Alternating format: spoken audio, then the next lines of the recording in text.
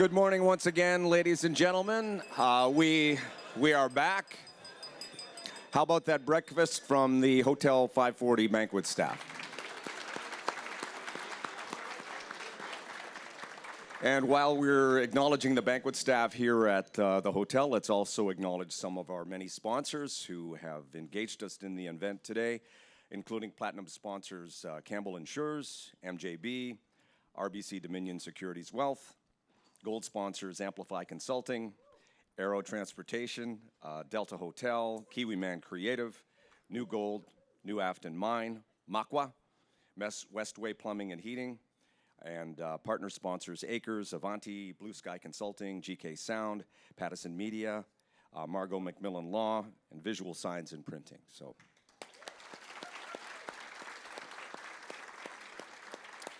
Okay, we are about to bring our principals to the stage and get the program rolling in earnest. I've been asked, however, by the Day One Society to mention to everybody before we get rolling, these kind of presentations can be emotional to watch and can be triggering, in particular for people whose lives have been touched by alcoholism. And personally, I would consider myself to be one of those people, having grown up in an alcoholic household. So we do have counselors, and if you could raise your hand. We've got Leanne, Jim, and Kristen. Anybody needs a break or anybody needs some support, please don't hesitate to ask because they are right there, okay? All right, so just before we bring the Sydors up, let's get to know our discussion host. Her name is Jolene Dawn. She's a registered social worker who owns Jolene Dawn Counselling and Consulting, trained in various counseling treatment modalities, and has substantial training and experience working with Indigenous populations, intergenerational healing, suicide prevention and awareness, mental health and substance use disorders across the age spectrum. She is driven by the desire to continually evolve and is committed to follow her calling to the highest potential while assisting others to do the same. Please welcome our discussion host, Jolene Dawn.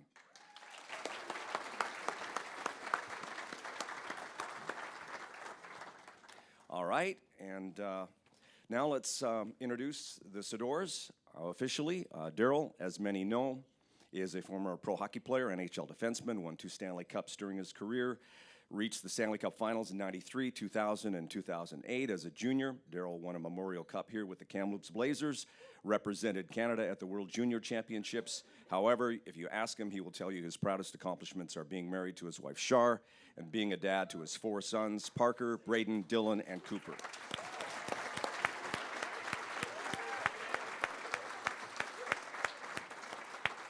Shar Sydor is Darryl's wife, obviously, and is a big community supporter, advocate, and believer in the power of family and love to help journey through the ups and downs of life. Please welcome our special guests, Darryl and Shar Sydor.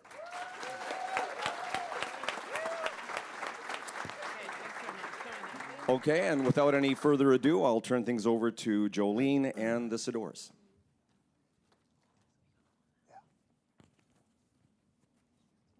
We will just wait a moment until they can get this podium out of our way. And if somebody wants to pour us some water, that would be lovely, because I suspect we'll need it at some point. And then we don't have to stumble amongst everything. I feel very far away from them, you guys. We've had some really intimate meetings prior to this, which has been lovely. And I really want you to get the sense of how much of a conversation this is rather than a presentation. So thank you all for being here. I have had a delightful time getting to know you guys. I appreciate you sharing your story with us for the larger audience. And I think that there is so much value in allowing ourselves to have safe space like this, but also to make it regular conversation, right? This is an exceptional topic, but it is also something that organically occurs amongst all of us. And I think that that's something that you guys beautifully demonstrate. So what we will first do is just lay the landscape. Who are we talking to? You know, who are these beautiful people in front of us? What has their story been? I don't know if anyone has heard their story, but we have some high school sweethearts here who have lived a legacy and will continue to. I'll tell you how I picked her up. The boys know. Half the people here know. So we will first start by introducing Darryl and Shar, and just share a little bit of your story. You know, I know people want to hear about your hockey career, Darryl, and a little bit about where it has taken your family over the years. So we'll start there just to give people a sense of where you've been. All right. Yeah, so I guess, my hockey career, you know, you talk about this being a regular discussion. It's a little bit different for me. It's a vulnerable but regular discussion. So bear with me.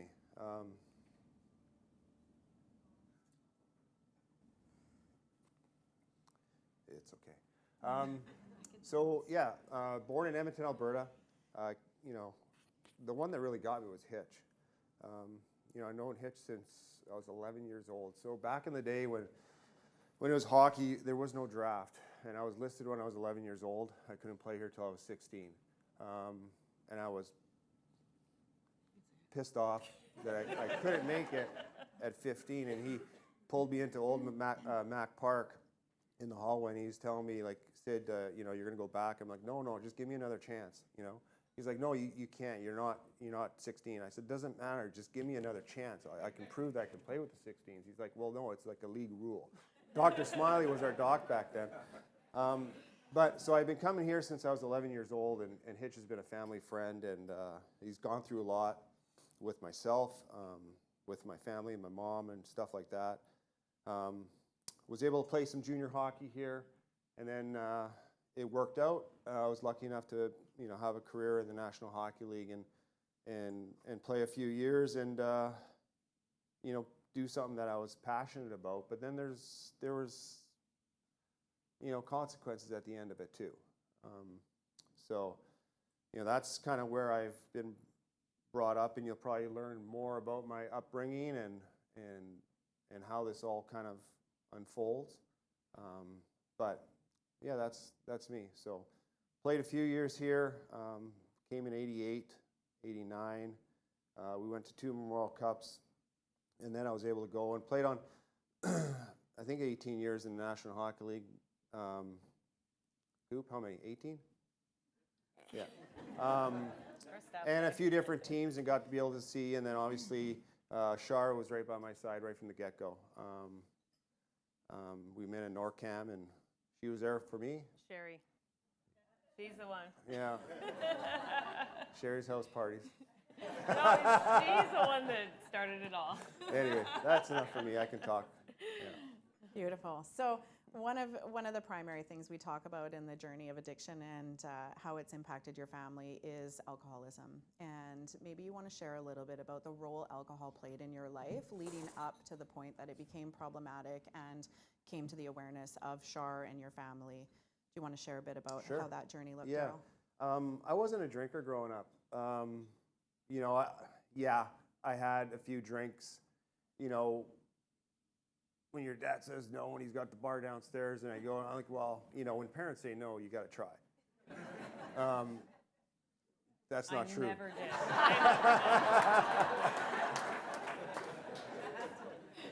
Can we rewind? Yeah. Anyways, like through my career and everything, I was focused. And there was a lot of different underlining things too.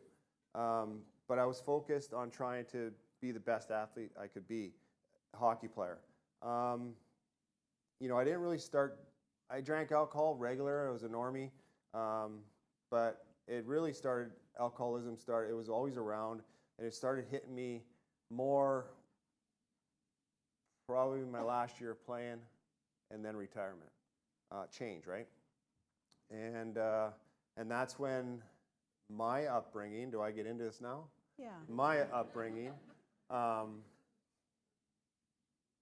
was a bigger kid. I was a kid. I was, you know, 7, 8, 9, 10. I was playing with a little bit higher age groups. I was at 11. I was playing with 13-year-olds, and I was just playing the game I loved. You know, my dad was, you know, something's there, a little pushing. We had a soccer player that lived next door that was always outside in a big field, running around. And my dad would always make me get out there with Urch and start running, you know, and he'd go out there with spray paint, and I'm like, no, I'd do it once, and that was it. And then, okay, I had to run the stairs in the house. There's only 10 stairs. But, you know, we go there and I look at these stairs and it's just it's not a trigger, but it's like those stairs, like, and so I was kind of pushed from not being the kid. But the one thing is back in the day, and I think what we really want to talk about is being open and feelings and being able to share. Came from a Ukrainian Polish family that you work through it. It's okay. You're not, just suck it up. That's the one thing through all the treatments, 4 treatments I've been to. That suck it up is hard for me, and I never shared feelings. So when I got to a certain point, when I came to Kamloops, I was always a bigger kid. Coach would take me to Club Fit in Edmonton, workout. I just didn't want to do it. I didn't work out. I came here. My first training camp, we had to run around Mac Park. I think I ran half. I walked. I did 1 chin-up. And I wasn't a fitness guy, but I wasn't able to open up and speak about things. Came here to Kamloops and it was different. I was not on my own, with a billet, but I was able to control some things, which that control got into, I was a bigger kid, a little bit of comments were here and there. Don't talk to anybody about it, right? You just keep it in. I had willpower. I really had willpower. I fought through it and I got through it. Obviously, you look at, okay, like I'm just a normal guy. I played hockey, and it's, at a pretty high level. I don't diminish that, but I am just a normal guy, and I think so. But anyway, with the control, and then it started leading up to an eating disorder. So I had an eating disorder, probably started around 92, 93. I thought if I can lose some weight, but that's my control. I had control of that. I can control my baked potato, whatever. I knew how many calories were in everything. I went to LA's camp, and I was about 201 pounds. I got traded in 1994, 95. I was 176 pounds. And playing in the National Hockey League. And it only came to attention because we had some teammates. One gave Shar a call, and they were worried about me. And then, Rogie Vachon, you guys probably know Rogie Vachon. The young kids probably don't, but he was our GM, and he just said, hey, like, you're going to have to figure this out or else we're going to have to trade you. And I ended up getting traded. That's what the help was like back then. That was the help. And I ended up getting traded, and obviously, here comes Hitch again. Hitch is the coach of Dallas Stars. He knew me. He knew what I was capable of. Put me right in touch with a trainer, our trainer there, a trainer back here that Dev Mitra. Yeah, Dev Mitra, that I've trained with him ever since, and he's really who got me. And then I obviously went and saw counseling with Dr. McGilvery. So, when you ask a question, I just run off, so I don't know where you are. I love it. I don't know what the question was. I love it. One thing I have told the Sydors is that whatever you say on this stage is what needs to be heard by the people that are there today. So I really trust that. And I think that what we're trying to show is the story. I really want you guys to immerse yourselves in their story and understand, because it's so multifaceted. And when you look at people of higher status or have been to, exceptional places like yourselves, it's very easy to separate ourselves and say, oh, well, that makes me untouchable from that situation. And what Darryl and Shar do is they bring it back and they make it touchable for every person in this room. And I think that is the reality of how things like suicide and substance use disorders and mental health conditions impact all of us, because they are touchable to all of us. And we need to continually remind ourselves of that because of years of stigma around these topics. So your story helps to connect all of us. This is now relevant to every person in this room. We hear who you are and what this life journey looked like. This was not a singular event. This was a series of events that leads to a series of coping, a series of how we navigate the world around us, how we navigate the relationships, how we navigate the pressures. Because not only, is it the pressures in hockey, it's the pressures of being a man of a family of 4 and providing for your family. And now what does that mean? And how do I succeed here so I can succeed for my family at home? Which is where I want to bring this to Shar now, So we haven't gotten into the details of of what addiction looked like, but we are going to talk about the story of how the impact has hit. And Darryl has referenced that he's been to treatment 4 times, and this was a long journey for the family. Before we lead into some of that, I would like Shar to share a bit of her experience through these years and what that looked like, even leading up to when you became aware of Darryl's struggles. Yeah, well, the first time I probably really was aware he had any issues with anything is when one of his teammates reached out and just said, he asked me how many calories are in coffee, like something's not right. And I was maybe 19 and had no idea, like anything about an eating disorder. Or, I came from Kamloops and it was just not something I was familiar with. So that was sort of the start. And then he got in touch with all the doctors and got all that straightened out. And then things were normal throughout most of his career. Like there was no whatever. And then towards retirement, when he started, the year that he probably played half the games, he never sat out. Okay. Sorry, I'm just going to preface this. Retirement was 38 for Darryl, just so we have a reference point, okay? A couple of years ago. Yeah. So again, if you can locate, 38 to 45-year-old males, this is also a pretty, age-appropriate time of life to address some of these changes. Sorry, Shar. No, that's okay. So he'd never sat out a game in his entire career until towards the end. And I think that started to sort of impact him a little bit, and then leading towards retirement. And he started sneaking alcohol. I didn't know. So at first I was like, something's not right with you. Like, I think you have concussion. He'd had a lot of concussions, and there was no concussion protocol when he played, obviously. And so I was like, I think something's wrong with your brain. Like, you've only had 2 drinks and you are slurring. Like, something's not right. So that's how it sort of started. And then I'm like, maybe you're diabetic. Like, I literally didn't think it was alcohol. Like, I thought something else was wrong with him. So that's sort of how it went for a long time until we were visiting some family who, one of my relatives is also in recovery, and they picked up on what was going on. He was sneaking alcohol. And I don't know if I think they found some empties and like approached me. And that's when it sort of all came to a front. None of us know. The kids hadn't seen this side of him. I had just seen what I thought was like something else.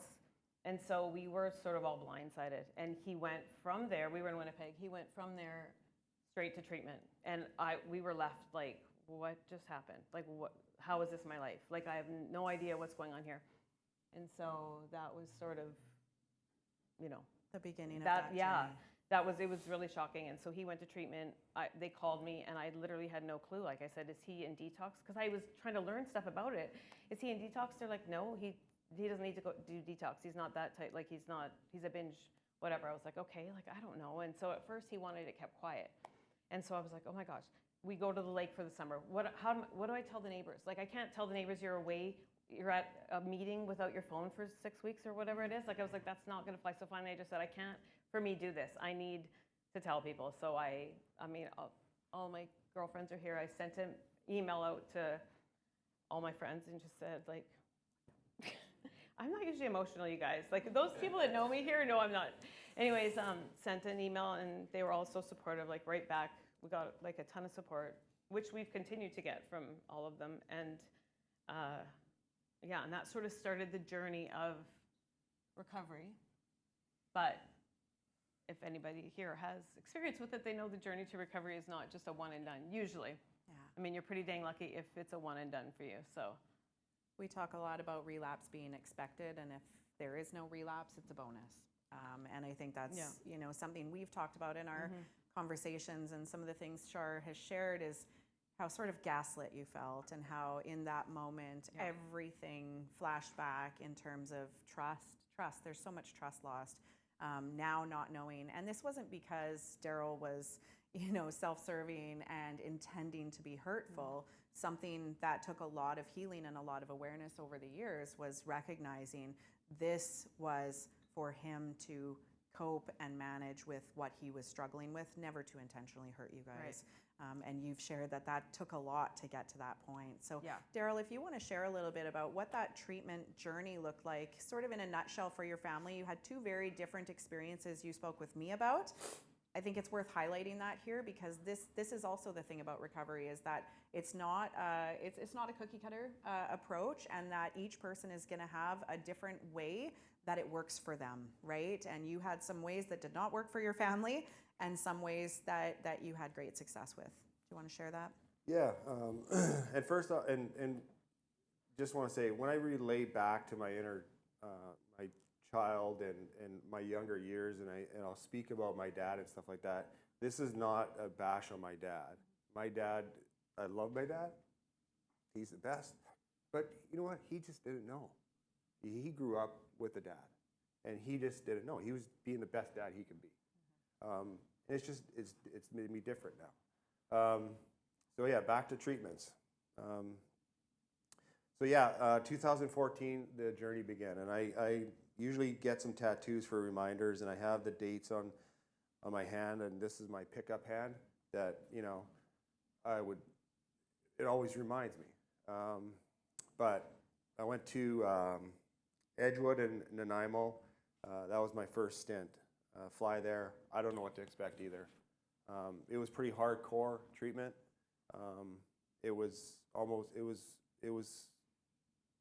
I didn't know any different, but it was pretty hardcore. Like, you know, your windowsills had to be dusted, bed sheets 2 inches off the ground, or you're penalized, stuff like that. Like, it was an intimidating type of maybe recovery. I don't know. To me, it felt that way. You probably also weren't ready at that point. Yeah. We'll just add that. You can add anything. Yeah. But you know what? It got me clean for a few months.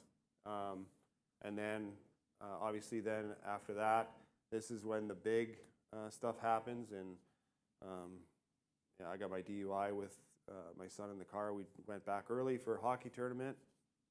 And you know what? Obviously, I didn't have enough tools in the toolbox. Unpacking the house. There's a box of wine. Well, I can try it. Boom. Back. Obviously, a DUI. Probably a lot of you saw.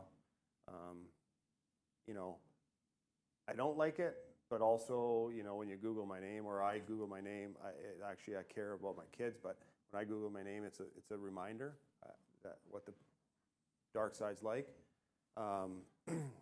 So then I went to another treatment. I went to Malibu in Malibu. California. But it was a little bit posh. You know, you got your cell phones, free time. Just like a house setting. Just a house setting, you know. It got me clean for a little bit too. Then I relapsed again about a year and a bit later. I don't know exact dates, but then went to Texas for another stint. And the first one, I will say, out of the 4 treatments, the first one I left 2 days early. I was threatened, said I'd be dead within 6 months by the, you know, head guy. My kids, you know, Shark can talk about that when they had to come and speak to me. But after that, I did finish the protocols on all the other ones, and actually my last one I went to was Meadows in Arizona, and that's what really, I think, just changed. I was there I actually stayed longer and extra, and stayed, and now I've been able to, you know, put years together, a few years together. So it's been a journey.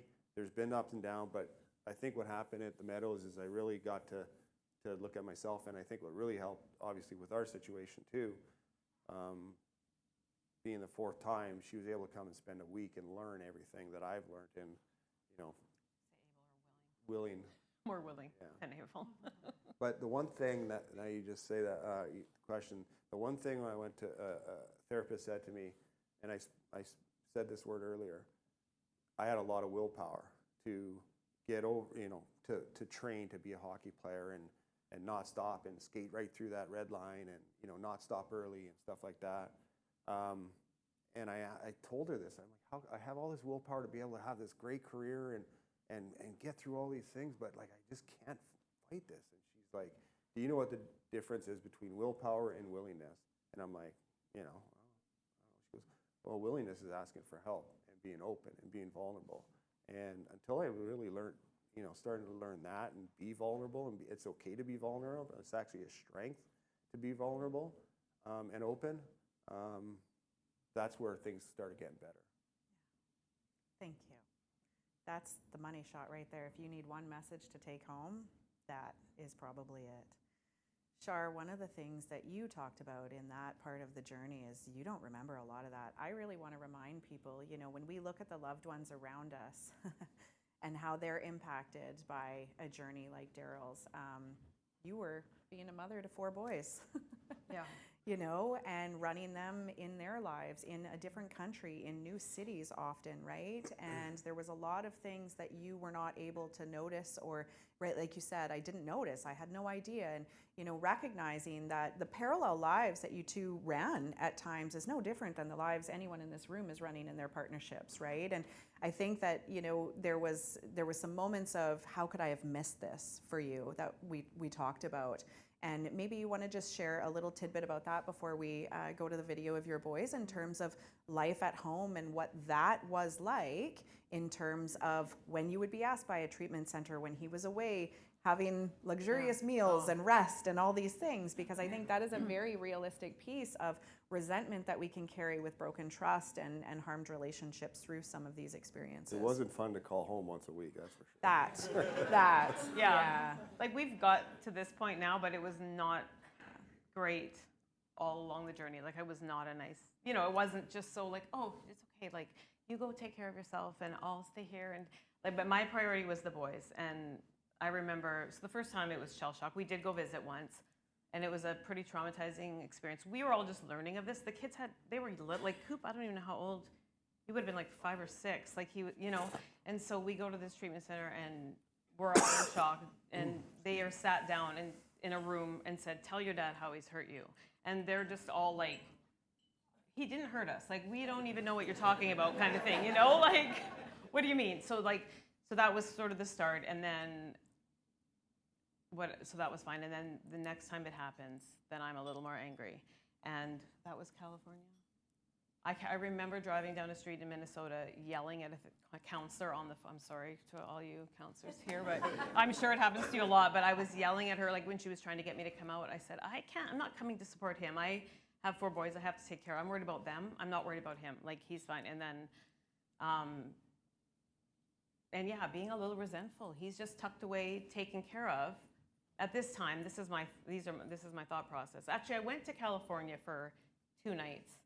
And it actually probably was a turning point for me because I actually, at that point, really learned and realized that alcoholism is a disease. This wasn't like something he was doing to us and to me. That's what it felt like.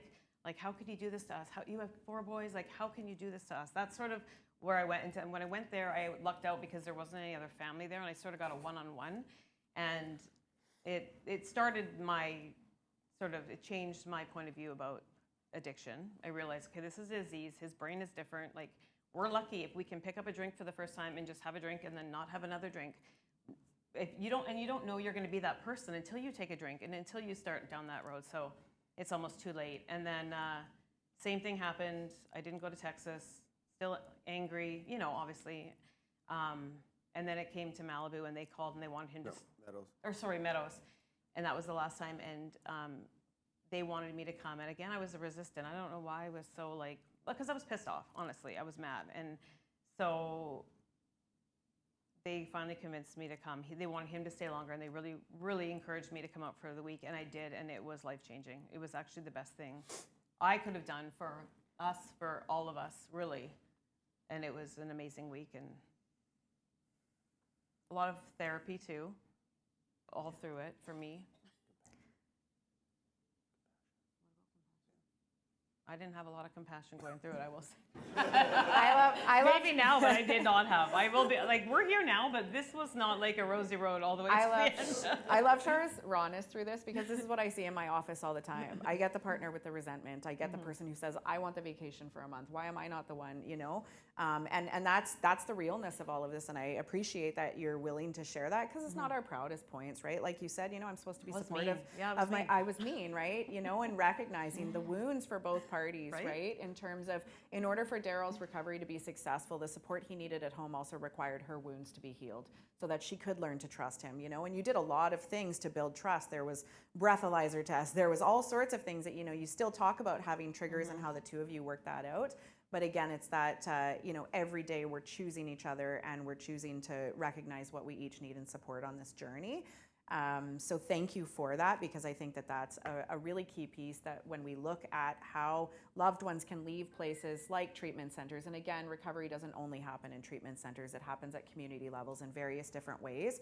But you move from, I remember you referencing at one point, Darryl, that there was like, you were in a bubble, you were protected. Everything was just like this isolated little world that was controlled. It was a controlled environment. And to leave and come into the real world was terrifying. Yeah. Right? That reintegration. You go to treatment and there's no caffeine. My first treatment, I was still thought I was in okay shape. I'd like to train, and I was running too fast. They wouldn't allow me to. So then I got expelled from the gym because, maybe they think that's my Transfer your addiction. transfer, Yeah. my thing to working out, right? But what was the question again? No question. no Just question.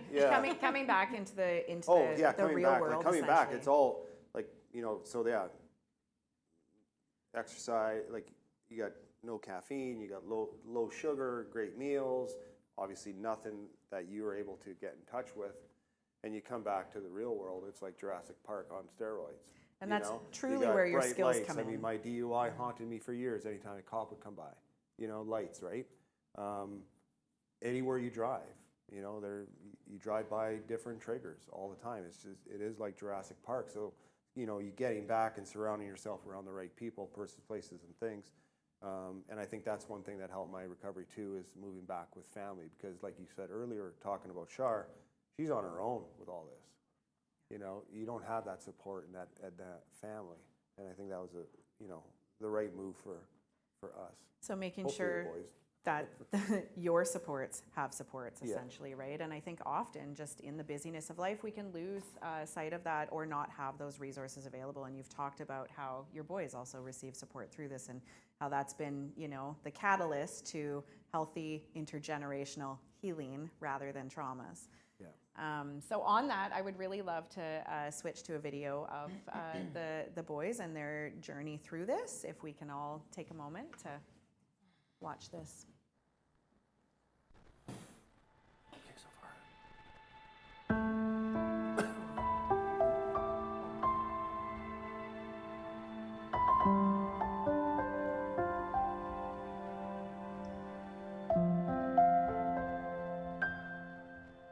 I think there's a lot of misconceptions about addiction. I wouldn't say it's much of a choice. It's more, if someone's struggling or maybe taking or doing something that makes them feel better, maybe not in the long run.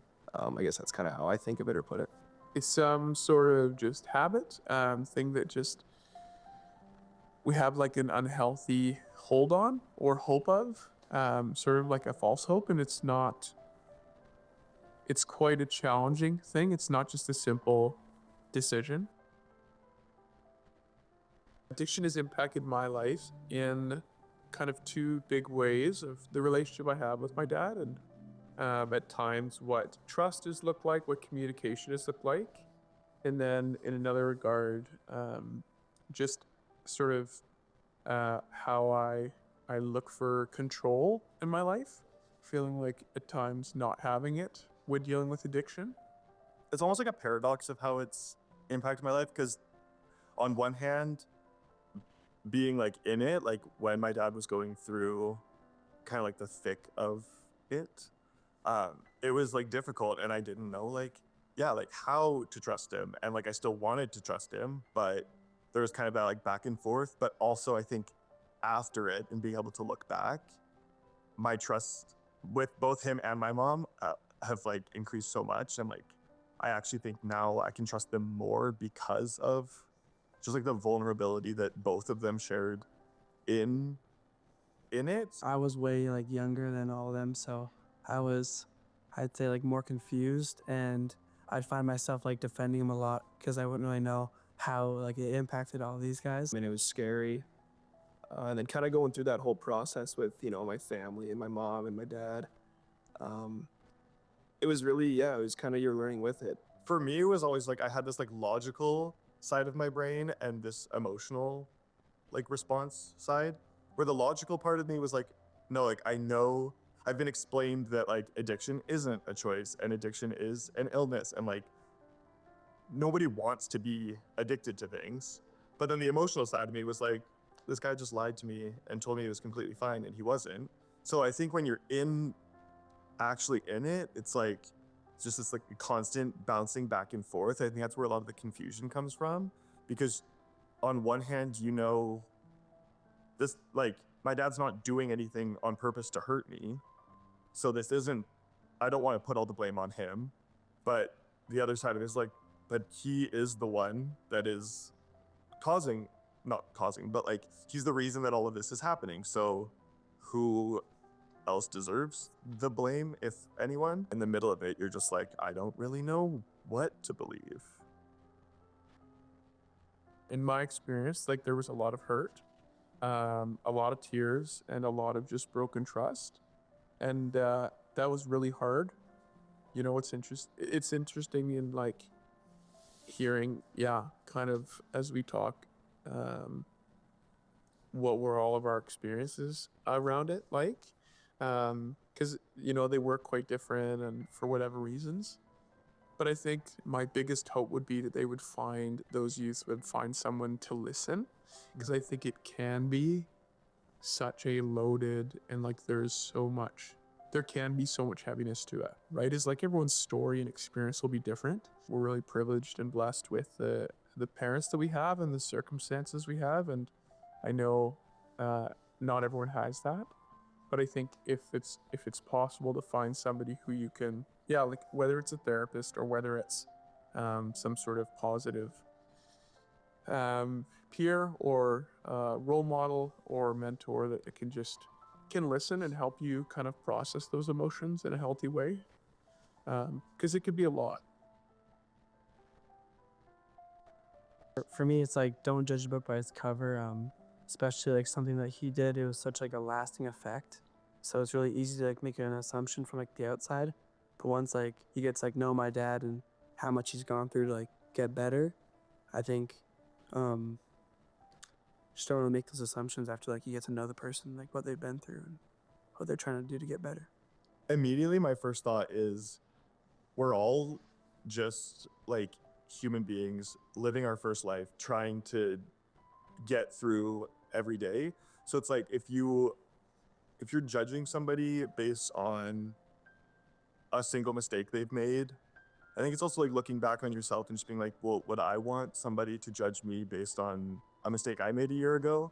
Or am I more than that? Like, I think it's kind of like seeing yourself in that person and just being like, why would you judge a book by its cover if you wouldn't want to be judged that way yourself?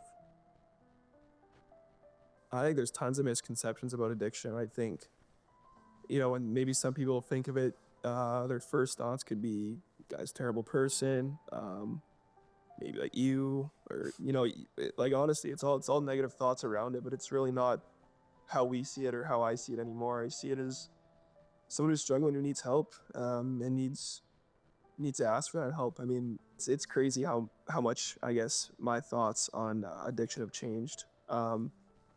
And not saying I was one of those people at the beginning, but just really realizing and really understanding, kind of firsthand, kind of what's going on and just how different it is than I could have imagined. It's still an ongoing journey. Like I'd hate for anyone to think like, bam, everything's set and like, like talking about it even is challenging at times and brings up emotions and feelings and hard memories. But I think too, though, seeing where we are in that of like, there's a space that's been created, there's like trust and communication that's been built up, and just like, that it is sort of ever becoming, not that it's like done and dusted. Yeah, like, and Dad would never say that he's not an alcoholic anymore. Like there was never a point in this process where he was like, sweet, we did that, done, like, let's move on. What's next? It was like, no, like, this is, like, I will forever be dealing with this. And they made it very clear to us, too, that, like, this is something you guys have to be careful with, because, like, this isn't just like, oh, one person dealt with this and, like, we're gonna let that be. It's like this often is a family thing and a generational trauma thing, and like there's a million different aspects that go into it. But it's not a one and done. Like, I went to treatment and now we're good to go.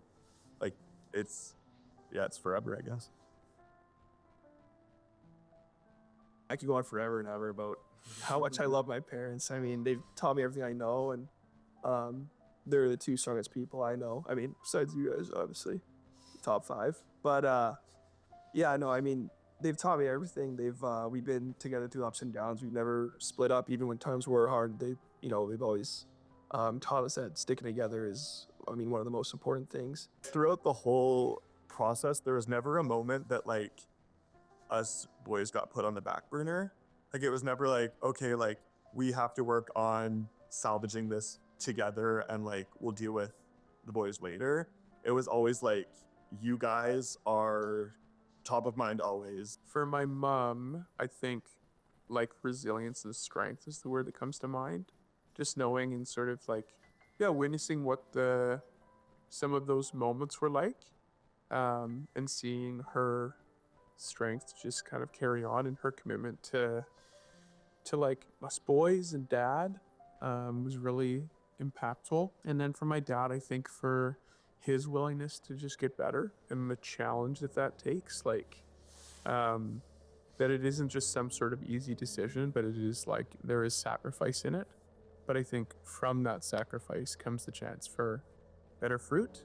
I think it's really easy too, after like how stoked we've been about our whole entire family this whole time. Like, it's really easy to be like, oh, well, they have a really great family and they had it really easy because of all of that. But it's like, there realistically were really hard times where it was like, I don't know if I can trust this guy. And like, I don't really know if I want to have to keep going through this. And like, there are really harsh realities of that.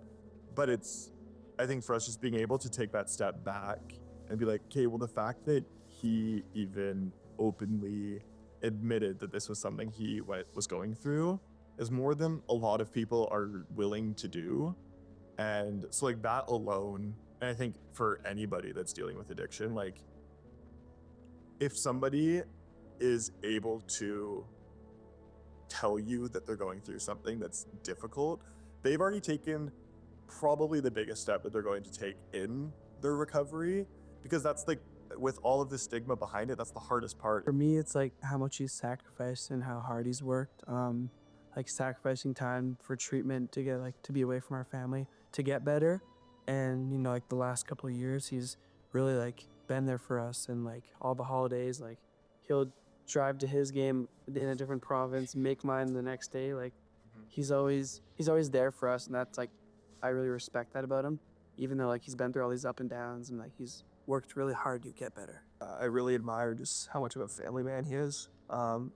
In the younger years of our lives, all of us maybe wasn't around tons with, work and stuff like that. Then after this, and, we met the Kamloops. It was kind of always the plan, but he's been, like Coop said, I mean, he's coming to my game in Calgary on Friday, and then he's back here Saturday morning. So it's, he really, loves all of us, and he shows that every day. And it's just something you can really, it's not hard to see, and you can't really, I guess, fake that. So it just, it feels good having him around, and there's a lot to like about him.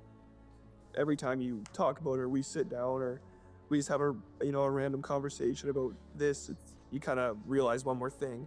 So I think it's, you're growing and you're learning every day, and we're still learning every day, and it's been a ride, but yeah, we're doing great now, and it's I wouldn't want to do it with anybody else, honestly.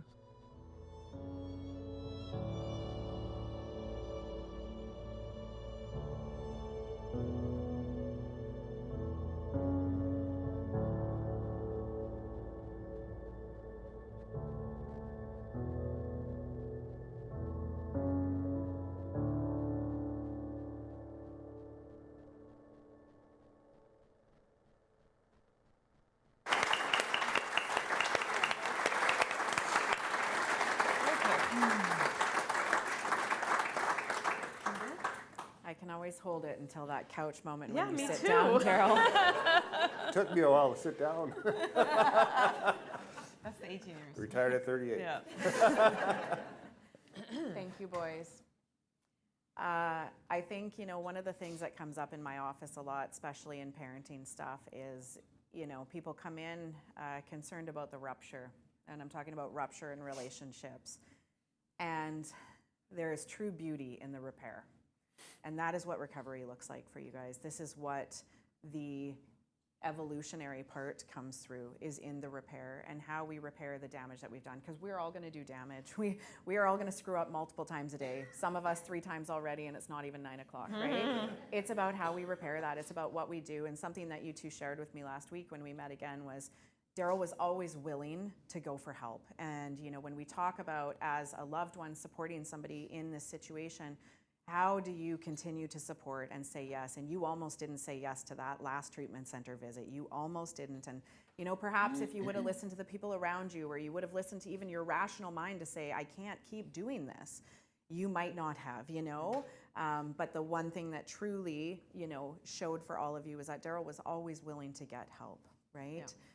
And that might be something that really stands out for some of you in this room, because we'll have a rational mind that says, nope, 1, 2, 3, you're out. Well, if that were the case here, we might not be sitting here today. If you had asked me before, I would have said, there's no way I would do this again and again and again. Yeah. Again. But the willingness, that was it. If he'd ever said, you know what, I'm done, I'm fine, I can do it by myself, I'd be like, okay, and we're gone. But he was always willing to keep trying and keep working at it. I still fought it sometimes. Yeah, but Absolutely. I won. So we have Obviously. we have about Thank you for winning 15 that more one. minutes to converse here. Am I right on time here, Leo? Okay. And there's a couple of things that I would love for you guys to be able to share your why. I'm a big believer in what's your why, right? What's driving us to wake up every day, do what we do? What's your why in telling the story now, telling the story here? And what is your hope for people either in your situation, Darryl, or in supportive loved ones? What's the message that you hope that people hear today? So what's your why for telling your story and the message you hope? want me to go first? You can rock, paper, scissors for that. Okay. Go. Well, my why is just to really help people. I just want to normalize it more so people can come ask. He never could ask for help. I mean, there's help available all throughout, it's a certain type of help, right? But he just never was able to say, like, I'm really struggling. He would just keep doing whatever he was doing. So I would really like people to be able to just say, I'm struggling, I could really use some help.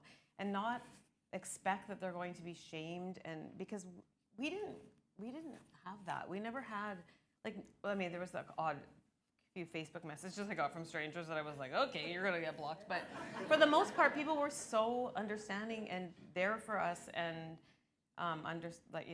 so it's not the reality. The reality is not that everyone's going to think you're a loser, because that's what you feel like at the time. And even I had a hard time going out in public at first. When it first happened, I was naive to think that we were just going to quietly do this. And I landed in Calgary on my way back to Minnesota and saw the news. I mean, my phone blew up that everybody knew, So I don't know. I just lost my train of thought. But yeah, there's a lot of support. And I would like people just to view addicts differently. They're no different than us. They just have something different in their brain, and it's, unfair, and it's the reality. And someone you see on the street that's struggling is him without support. Yeah. That's what I really want people to understand, is that's what it looks like to have somebody who's suffering from mental health or addiction and just doesn't have the same support. Absolutely. Yeah. And from the addict, I mean, it's probably I was never one brought up to speak or to share or to ask for help, or I never learned. I was never told, hey, I love you. Like, feelings was never talked about. So I was really stuffed down in trying to even. I even thought maybe I have a problem, right? But now what do I do? Who do I talk to? How do I ask, right? It's hard, it's heavy. That phone is heavy when you pick it up. But it is amazing, the compassion when you do that, how many people care. I have a lot of friends here today that support, right? You all support, whether it's ourselves or whether it's the cause. it's trying. You know, I said to Shar, my dad called me, what was it, a couple months ago, maybe a month ago? And Whatever. I got off the phone, and I'm like this, and she's like, what? She goes, he said I love you. Oh, that, yeah, I'm that like, was different. wow, you know, like, so it takes time, but, you know, be compassionate, and just have open ears, because there is people struggling, and there might be somebody in here, you know, just reach out, whether it's a note, whatever it is, there is somebody that's willing to, family member, friend, that's willing to be by your side through your journey, you know. Absolutely. Thank you. And that's something that the Sydors have offered up as well, is they'll be lingering around here if you want to privately connect, if you want to use my contact, A1's contact. You can find them anywhere, right? Just reach out to someone and we will all connect. One of the things that I spontaneously kind of threw upon them in my last little meeting was something that you really haven't been asked before. And it was, what is the gift of this experience for each of you and your family?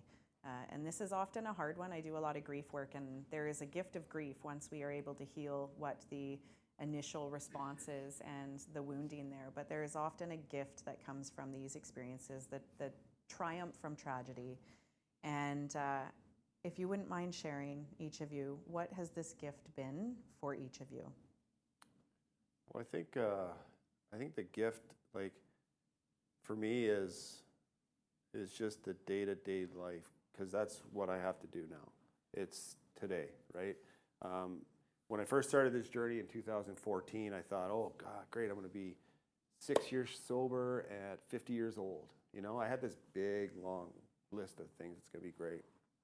Well, I think there was 4 treatment centers before that. 50th birthday, you know, miss my kid's prom, you know. But the gift now is just every day. I think you saw it on the video, right? The gift is earning that trust back. The gift is having the kids around and Char around. Because really, you know, in NORCAM school, and I asked her out behind by the dumpster, she was the right one when she came to the dumpster. Yeah. One leg on the locker. Hey. So her parents love me. But the gift for me is just obviously being healthy, sober, in recovery, and I learned so much about myself. You know, I learned so much about myself from the age of, you know, when I first started going to treatment, and be able to, you know, share with the kids, and hopefully break that. You know, you can tell, I think, by the way they speak on the video, how they're open to sharing and talking. You know, that wasn't me, right? So that's a gift. You have given them the opportunity to live very differently than you did, and that is very evident in that video, and I think that's beautiful. So thank you for taking that next step, right, in life, and how you lead with that. So essentially the presence of today, physical presence, mindfulness of the day, but the present of today. Yeah. That's beautiful, Darryl. Char, for you, what is the gift of this experience that you guys have been through? I think it's his openness now. The relationships have changed between us. Things I didn't even realize we didn't have, because he was so shut down, you know, so that, and then the relationship with the boys is so different. Even just average people, like a few of our friends have said, Darryl's just so different now. He's so much more talkative. Like, he was a pretty shut down guy. He's still a pretty quiet guy, but I do smile. Yeah, not that much. People are always like, oh, he's so, what am I, no, he's not. But I think he's really opened up. The relationship with the kids is just being there as a different type of dad is really the gift, I think. You have a different partner, and you see a different father for your children. And unfortunately, that was the catalyst that made that happen. Mm-hmm. But fortunately, it has. Yeah, they didn't get too messed up. They turned out pretty freaking awesome. We have video proof. Despite all of this. Is there anything else you want to share with the people here today? I do want to share one thing that really helped me, and I resisted it. I was very resistant, obviously, to everything at first, but Al-Anon was a huge thing. I don't know if it was a therapist or a treatment center or someone said that to me, and I'm like, I'm not going to share my story with a bunch of strangers. Like, I'm not doing that. But I went, I cried the entire first meeting. I never said a word. I sat there crying. Like, how is this my life? I did, and sat and cried through the whole thing. His coaching partner's wife came with me. She said, I'll go with you. And I just sat and cried. And then I went, and there's something about it that just makes it easier. I mean, you have so much support from your family, and you need that. You need that from your family and your friends. But there's something different in being able to share with someone that gets it. Mm-hmm. It's like you don't have to explain yourself, because I can be so pissed off at him, but I also don't want you to rag on him. And those people just get that. Like, it's like there's this fine line between, like, I can rag on him all I want, but if someone else does, then I have to defend him. So I'm mad at him too, but I also have to defend him now. But there's this knowing there that's just really helpful. I found just easy to share. So for me, that was another part of it for sure. Thank you. For those of you who don't know, Al-Anon is the family support group for the groups such as Alcohol Anonymous, AA. Thank you both so much. I have been so blessed in this journey to have been chosen to sit up here today, but to really get to know you guys. And I hope that we did a good job of showing you who they are and letting you feel into this experience with them today, because I think that is what adds so much value to your story. This is not just a story, okay? This is an experience that's meant to be shared and remembered and transformative. And I hope that each of you walk away with something of their story that you put in your back pocket, either as a moment of support to others that you love or know of who might need support, like maybe Shar did, or like the boys did, or like Darryl did. So please, think about what you can put in your back pocket from today, and thank you for your support and your ears. And Darryl. And just one thing, I just want to say thanks to obviously all the sponsors and all of you for coming. Day One Society, Elise. Sean, Elise, Jen, Leo. and everybody. And you asked me what the one We just keys showed up. was. They did all the work.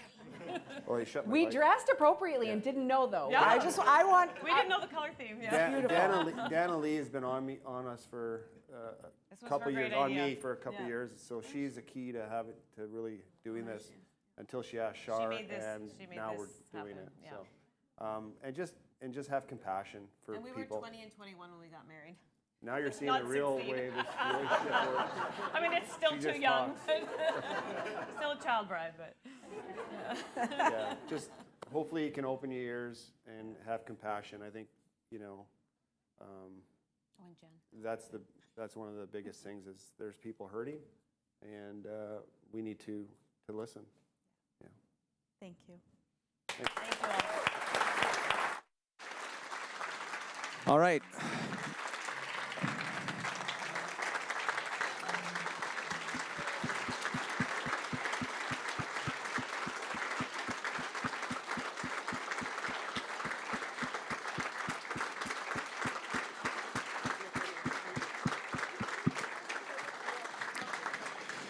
All right, so many takeaways this morning, willingness versus willpower, vulnerability being a strength, and compassion. Thank you so much, Sydor family. Inspirational seems like a bit of an understatement right at this moment. So, and Jolene, you need a podcast at the very least. If not your own show, I mean, absolutely fantastic. Okay, so we'll get you on your way pretty quick here. Sean Lewis, the executive director from the Day One Society, is going to say a few words. And we should also mention, too, that there's goodie bags, wellness bags. Is that what they're called? On the way out, everybody gets a wellness bag. Here you go, Sean. Thanks, Leo. There's been so many thank yous, so I won't do that long list, but wow. I don't want to cry, but incredible. Just thank you so much. There's so much wisdom that you have as a family, and the courage and the willingness. I mean, when I think about those two words, those are the two values I always carry in my heart, are courage and willingness, because I think that can move us to achieve anything and to meet any big challenge that comes our way. And the message about stigma is so important. I mean, it's almost like a buzzword, but if we could just think about it as how can we love people even in their what might appear their worst moment. That's what gets in the way. Stigma is what gets in the way of us just doing that, loving each other and helping each other and staying the course when things get really, really difficult. The only other thing I want to say is that Day One Society, you know, we provide services for people when they're actually at that point, when they're reaching out for help because alcohol and drugs have become a problem. But what's really important is that we're here to talk to anyone. If you just have a curiosity about something, if you are questioning your own substance use, maybe it's not a problem for you, but you just want to have a chat with somebody. You know, we are here to support whatever it is that people are interested in, and it's always a great pleasure when people want to be part of making a positive impact in this community in addressing this issue. So come and talk to us about that. Yes, thank you to everybody that's already been mentioned. And as the executive director of Day One Society, I feel honored and I feel very blessed. Thank you to the Sydor family. You're incredible. Thanks, Sean, and one last thank you, and that would be to all of you. Just so wonderful to walk in this morning and see a sold-out room. Says a lot about our community. Have a great day.